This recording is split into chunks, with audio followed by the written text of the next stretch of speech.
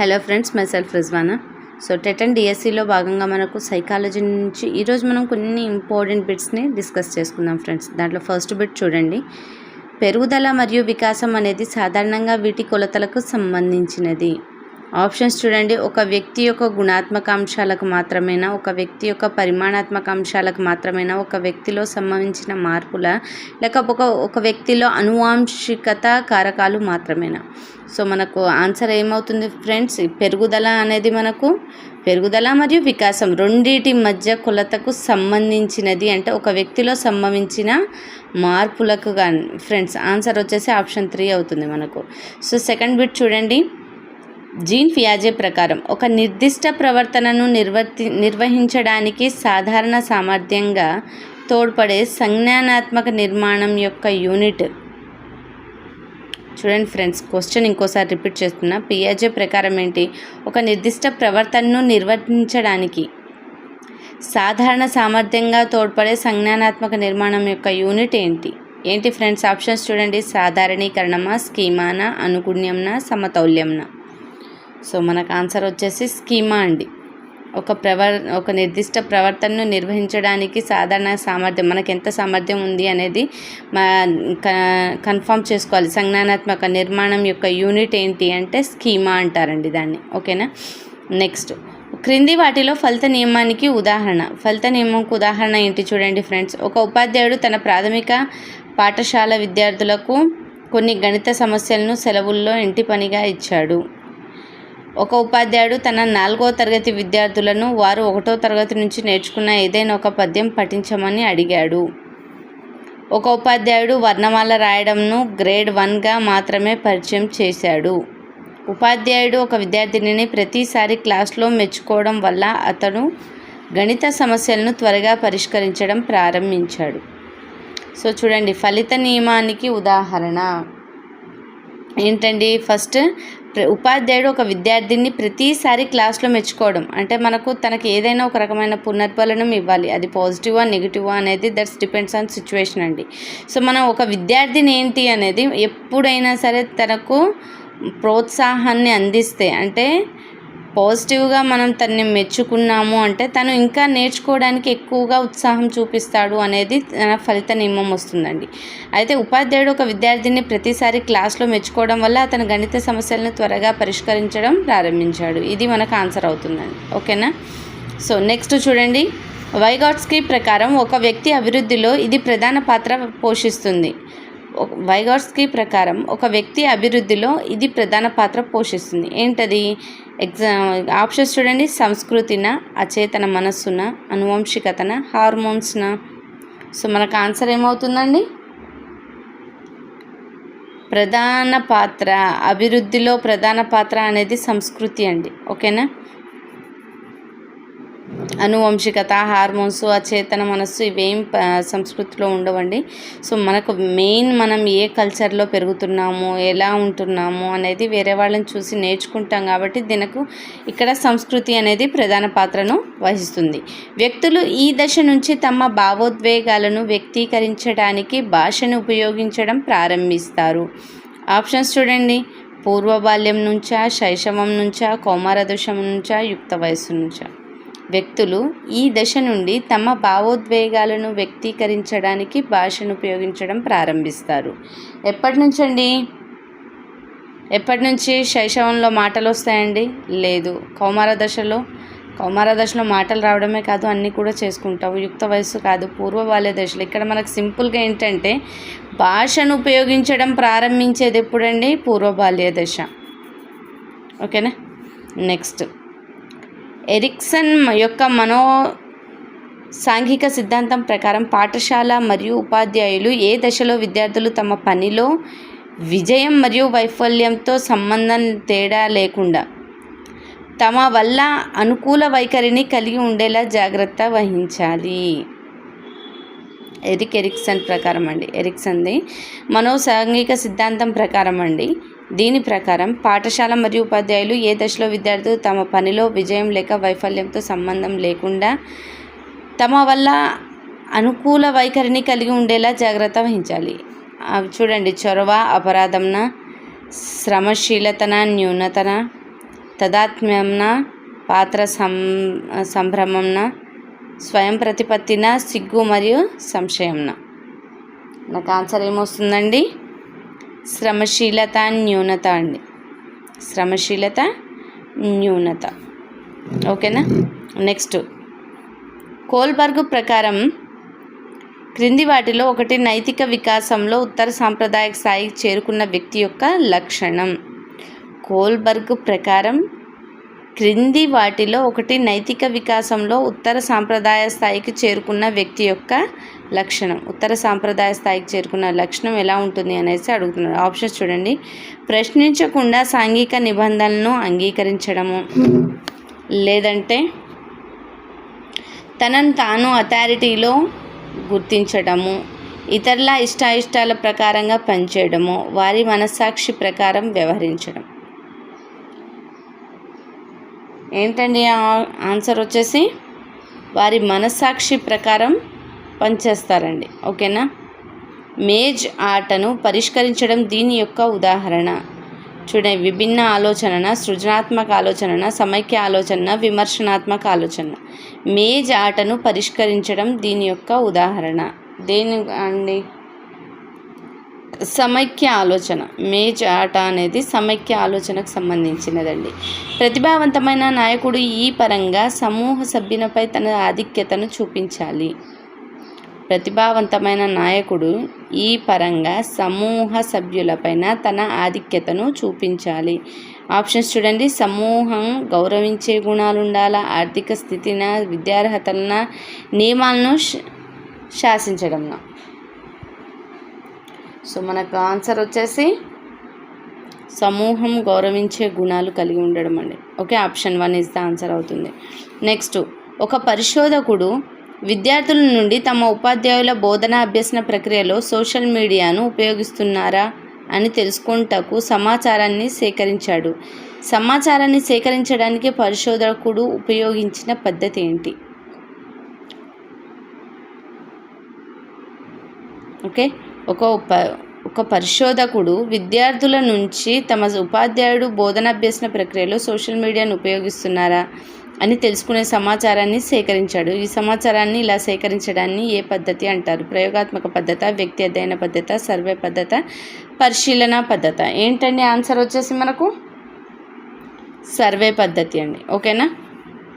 Next చూడండి, గెస్టాల్ట్ల ప్రకారం క్రింది వాటిలో ఒకటి అభ్యసనానికి ఆధారం. గెస్టాల్ట్ల ప్రకారం కింది వాటిలో ఒకటి అభ్యసనానికి ఆధారం. సో మనకు ఆప్షన్స్ వచ్చేసి యాదృచ్ఛిక కదలికలన, అంతర్దృష్టిన, పునర్బలంన, లేక స్మృతిన.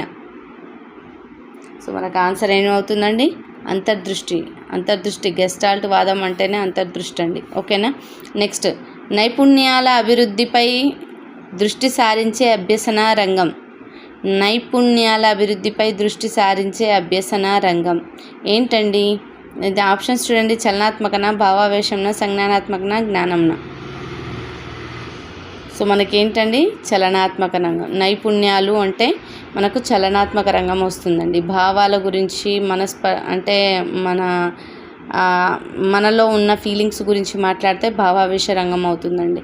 సో మన క్రియేటివిటీ గురించి మాట్లాడితే సంజ్ఞానాత్మక అవుతుందండి. ఓకేనా. నైపుణ్యాలు అంటే ఎప్పుడైనా సరే మనం చలనాత్మక రంగం అనేది చెప్పుకోవాలండి. ఓకేనా. సో ఫ్రెండ్స్, ఈ వీడియో మీకు చూస్తున్నారు కదా, లైక్ చేయండి ఫ్రెండ్స్. ఇంకా నేను వీడియోస్ చేస్తూనే ఉంటాను. సో ఖచ్చితంగా మీకు అప్డేట్స్ రావాలి అనుకుంటే మాత్రం బెల్ ఐకాన్ని ప్రెస్ చేసుకోండి. మీకు నోటిఫికేషన్స్ కూడా వస్తాయి ఫ్రెండ్స్. ఓకేనా. నెక్స్ట్ బిట్ చూడండి. 13. రాహుల్ ఆసియా ఖండం గురించి నేర్చుకున్న తర్వాత ఉత్తర అమెరికా గురించి నేర్చుకున్నాడు. పరీక్షలో ఆసియాను గురించి నేర్చుకున్నది జోక్యం చేసుకోవడం వల్ల అతను ఉత్తర అమెరికాకు సంబంధించిన ప్రశ్నకు సమాధానం రాయలేకపోయాడు. ఇదొక రకమైన విస్మృతి. సో ఇది తిరోగమన అవరోధమా, అనుపయోగమా, దమనంనా, పురోగమన అవరోధమా? సో మనకేంటండి, రాహుల్ ఏం చేశాడు? ఇందులో ఆసియా ఖండం గురించి నేర్చుకున్నాడు ఫస్ట్, తర్వాత ఉత్తర అమెరికా గురించి నేర్చుకున్నాడు. సో పరీక్ష రాసేటప్పుడు ఆసియా గురించి నేర్చుకున్నది జోక్యం చేసుకోవడం వల్ల, అంటే ఫస్ట్దే తనకు అవరోధం వచ్చింది. సెకండ్ క్వశ్చన్కి ఫస్ట్ నేర్చుకున్నదే అవరోధం వచ్చింది కాబట్టి ఇది మనకు పురోగమన అవరోధం అవుతుందండి ఆన్సర్. ఓకేనా. క్రింది వాటిలో అనుకూల బదిలీని ప్రోత్సహించేదాన్ని గుర్తించండి. అనుకూల బదిలీకి ప్రోత్సహించేది ఏది అంటున్నాడు. ఫస్ట్ ఆప్షన్స్ చూడండి. బట్టి పద్ధతిని ఉపయోగించడము, సెకండ్ వన్ కొత్త భావనలను ఒంటరిగా నేర్చుకోవడము, థర్డ్ వన్ నేర్చుకున్న సూత్రాలను నూతన పరిస్థితుల్లో ఉపయోగించడము, లేకుంటే అభ్యసనాన్ని అణిచివేయడము. అనుకూల బదిలీని ప్రోత్సహించేది ఏంటండి?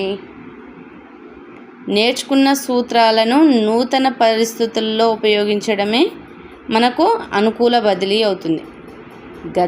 నేర్చుకున్న దాన్ని అణచివేయడాన్ని మనకు బదిలీ కాలేదు. కొత్త భావనలను ఒంటరిగా నేర్చుకోవడం కాదండి. బట్టి పద్ధతి అయితే అసలే కాదు. సో నేర్చుకున్నది మన నిత్య జీవితంలో ఏదో ఒక రకంగా యూజ్ అవుతుంది అనుకుంటే మాత్రం అది అనుకూల బదిలీ అవుతుందండి. ఓకేనా. నెక్స్ట్ బిట్ చూడండి. సో 15th బిట్ చూడండి ఫ్రెండ్స్. క్రింది వాటిలో పాఠశాలల్లో సమ్మిళిత విద్యను అమలు చేయడానికి అనుసరించాల్సిన విధానం కానిది. సో మనకు సమ్మిళిత విద్యకు ఎలాంటి విధానం అనుసరించకూడదు అని క్వశ్చన్ చేశారండి. అందులో ఆప్షన్స్ చూడండి. ప్రత్యేక అవసరాలు గల పిల్లలను నార్మల్ పిల్లల కంటే దూరం చేయాలి, అంటే ప్రధాన ప్రవంతి పిల్లల నుంచి దూరం చేయాలి. కాదండి, ఇదే ఆన్సర్ అవుతుంది. ఓకేనా. మిగిలిన ఆప్షన్స్ కూడా ఒకసారి అయితే చూద్దాము. ఉపాధ్యాయుల సామర్థ్యాన్ని పెంచాలి. కాదండి. అభ్యాసకులందరికీ సరిపోయేలా భవనాలను పునరుద్ధరించడంనా, లేక పిల్లలందరినీ అభ్యసన సామగ్రిని అందుబాటులో ఉపయోగించడంనా, అంటే వీటన్నింటికన్నా మనకు option 1 is the correct answer అనిపిస్తుందండి. ఒకసారి చూడండి. ప్రత్యేక అవసరాలు ఉన్న పిల్లలను ప్రధాన స్రవంతి పిల్లల నుంచి దూరం చేయడము, ఇది ఇలా చేయకూడదండి. ఓకేనా. సో మనకు కానిది అని అడిగాడు కాబట్టి option 1 is the right answer అవుతుంది. సో నెక్స్ట్ బిట్ చూద్దాం చూడండి. 16th bit. ఓకే. కృత్యాధార అభ్యసనం యొక్క ప్రధాన ఉద్దేశం ఏంటి? కృత్యాధార అభ్యసనం అనేది ఎందుకు చేస్తున్నారు, దాని ఉద్దేశం ఏంటి అనేసి క్వశ్చన్ అడుగుతున్నారండి. అభ్యాసకులకు అధిక నాణ్యత గల బోధనాభ్యసన సామగ్రిని అందించడం కోసంనా, లేక అది ఎంత నాణ్యతకు సంబంధించింది అనేది కాదండి. అభ్యసన సామగ్రిని మనం ఎలా యూజ్ చేయాలి అనే నాలెడ్జ్ ఉండాలి. ఓకేనా. ఇది ఫస్ట్ ఆప్షన్ కాదు. అభ్యసనం ఆచరణాత్మక అనుభవంపై ఆధారపడి ఉండాలి. రైట్. ఇది మనకు సెకండ్ ఆన్సర్ కరెక్ట్ అవుతుంది. ఓకేనా. నెక్స్ట్ థర్డ్ వన్ కూడా చూద్దాం ఒకసారి. అభ్యాసకుడు నిష్క్రియాత్మకంగా ఉండాలి. అభ్యాసకుడే నిష్క్రియాత్మకంగా ఉంటే అక్కడ మనకు ఎక్స్ప్లెయిన్ చేసేది ఎవరండి? ఉపాధ్యాయులకు పెద్దగా పాత్ర ఉండదు. సో మనకి ఈ అన్ని ఆప్షన్స్లో కన్నా ఆప్షన్ 2 ఈజ్ ద బెటర్, కాబట్టి మనకు ఆన్సర్ వచ్చేసి ఆప్షన్ 2 అవుతుందండి. ఓకేనా. నెక్స్ట్ 17th బిట్ చూడండి. క్రింది వాటిలో పాఠశాలలో విద్యార్థులకు వ్యక్తిగత లేక సామూహిక కృత్యాన్ని ఇవ్వడానికి ఉపాధ్యాయుడు పరిగణించవలసిన ముఖ్యమైన కారకం ఏంటండి? సో ఉపాధ్యాయుని యొక్క సౌలభ్యంన, విద్యార్థుల సాంఘిక స్థితిన, విద్యార్థి యొక్క ప్రాధాన్యతన, విద్యార్థుల సామర్థ్యంన. ఏంటండి? విద్యార్థుల యొక్క సామర్థ్యం. ఓకేనా. నెక్స్ట్ చూడండి 18. సర్పిలాకార విద్యా ప్రణాళిక ముఖ్యంగా ఈ మనోవైజ్ఞానిక శాస్త్రవేత్తలకు ఆపాదించబడింది. ఆప్షన్స్ చూడండి. ఎల్ థార్నడైక్నా, జెరోమ్ బ్రూనర్నా, జేబీ వాట్సన్నా, ఆల్ఫ్రెడ్ ఆడ్లర్నా. సో మనకు సర్పిలాకార విద్యా ప్రణాళిక ముఖ్యంగా ఈ మనోవైజ్ఞానిక శాస్త్రవేత్తలకు ఆపాదించబడినది. ఆన్సర్ ఏంటండి? జెరోమ్ బ్రూనర్ అండి. ఓకేనా. సర్పిలాకార ప్రణాళిక అంటే జెరోమ్ బ్రూనర్. నెక్స్ట్ చూడండి. బోధనా అభ్యసనం యొక్క సమర్థవంతమైన ప్రణాళికలోని ముఖ్యమైన అంశాలలో ఒకటి ఏంటది? సమ్యతకు అవకాశం లేకపోవడము, ఉపాధ్యాయుని యొక్క ఆధిపత్యము, వైయక్తిక భేదాలను నెరవేర్చడము, ఉపాధ్యాయునికి ఆసక్తికి సంబంధించిన కృత్యాలను ఎన్నుకోవడము. ఓకేనా.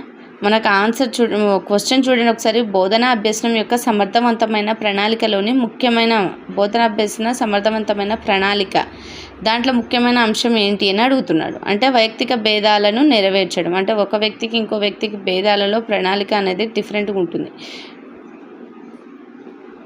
సో ఈ నెరవేర్చడం అనేది మనకు కరెక్ట్ ఆన్సర్ అవుతుందండి. నెక్స్ట్ 20 చూడండి. పిల్లల మణికట్టు ఎముకల ఎక్స్రే అతని అంతిమ పరిమాణం ఏమిటో సుమారుగా తెలియజేస్తుంది. ఇది వికాసం యొక్క ఈ సూత్రానికి సంబంధించింది. ఓకే.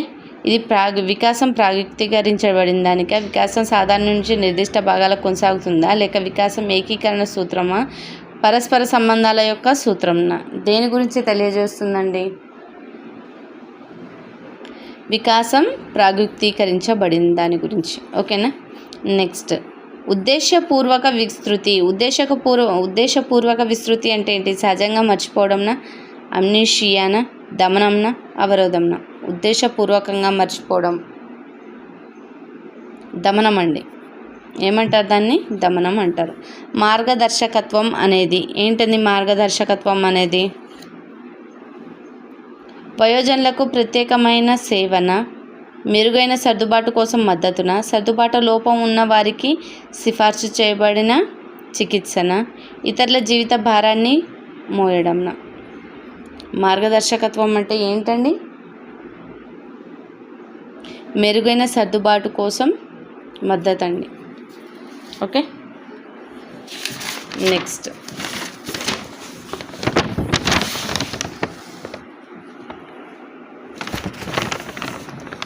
ఇప్పుడు నేను ఎక్స్ప్లెయిన్ చేసే బిట్స్ వచ్చేసి మనకు ప్రీవియస్ ఎగ్జామ్ పేపర్ బిట్స్ అండి. సో ప్రీవియస్ ఎగ్జామ్ పేపర్లో మనకు ఏ రకమైన సైకాలజీ బిట్స్ వచ్చాయి? 2004 బిట్స్ అండి ఇవి. సో మనకి ఏమేమి క్వశ్చన్స్ అడిగారు అనేది నేను మీకు ఎక్స్ప్లెయిన్ చేస్తున్నాను విత్ ఆన్సర్ తోటి ఎగ్జామ్ పేపర్ని. నెక్స్ట్ చూడండి, 23rd బిట్ మనకి ఏమొచ్చింది? ఆర్టీఈ చట్టం 2009లో నిబంధనలకు విరుద్ధంగా క్యాపిటేషన్ ఫీజు వసూలు చేస్తే పాఠశాలలపై జరిమానాగా విధించబడిన మొత్తం ఎంత? సో మనకు ఆర్టీఈ 2009 ప్రకారం విరుద్ధంగా క్యాపిటేషన్ ఫీజు అంటే మనకు ఫీజు వసూలు చేస్తే పాఠశాలపై మనం ఎంత జరిమానా చేయొచ్చు అనేది అక్కడ ఉందండి. సో దాంట్లో చూడండి, ఆప్షన్స్ వచ్చేసి వసూలు చేసిన ఫీజుకు 10 రెట్లు చెల్లించాలా, 25,000, థర్డ్ వన్ వచ్చేసి 50,000, వసూలు చేసిన ఫీజుకి 5 రెట్స్ ఎక్కువగా మనం జరిమానా విధించాలా ఆప్షన్స్. సో మనకి దీంట్లో కరెక్ట్ ఆన్సర్ ఏంటండి? ఏదైనా సరే మన దగ్గర నుంచి ఎంతైతే ఫీజు వసూలు చేస్తున్నారో దానికి 10 రెట్ల ఫీజులు మనం వారి దగ్గర నుంచి జరిమానాగా వసూలు చేయాల్సి ఉంటుందండి. ఓకేనా, option 1 is the right answer అవుతుంది. క్రింది వాటిలో NCF 2005లో సిఫార్సు చేయబడింది ఏంటండి? ఉత్తేజపరిచే పాఠశాల వాతావరణంన, సమైక్య విధానంన, పాఠ్యపుస్తకాల బహుత్వంన, ద్విభాషా సూత్రంన? NCF 2005లో సిఫార్సు చేయబడింది ఏంటండి? ద్విభాషా సూత్రం అండి. NCF 2005 ప్రకారం ద్విభాషా సూత్రం మనకు సిఫార్సు చేయబడింది.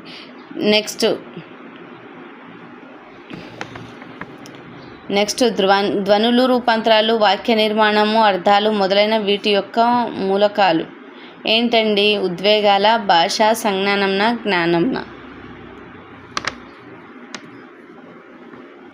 ఏంటండి? భాష అండి. మనకు ధ్వని అనడం అంటే మనం మాట్లాడేటప్పుడు వచ్చే సౌండ్ కానీ, రూపాంతరం కానీ, వాక్యం కానీ, నిర్మాణం కానీ, అర్థం కానీ, ఇవన్నీ మనకు భాషకు సంబంధించిందండి. ఓకేనా, option 2 is the right answer అవుతుంది. నెక్స్ట్ వన్ చూడండి, అభ్యసన వక్రరేఖలో తర్వాత మెరుగుదల ఉన్నప్పటికీ కొంతకాలం పాటు స్పష్టమైన పురోగతి లేని కాలం. ఓకే, అదేంటి? ప్రారంభ దూకుడున, భౌతిక పరిధిన, పీఠభూమిన, హెచ్చు తగ్గులన? ఏంటండి?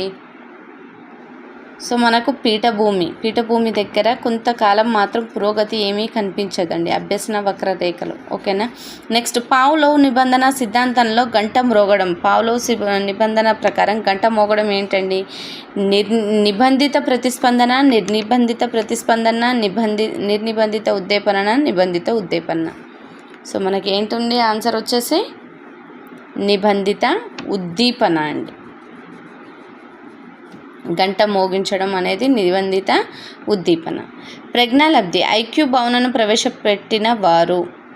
ఓకే, ఐక్యూ అనే భావనను ఎవరండి ప్రవేశపెట్టింది? ఆల్ఫ్రెడ్ బినీనా, జేజే రేవెన్స్నా, LM టెర్మన్నా, విలియం స్టెర్నా?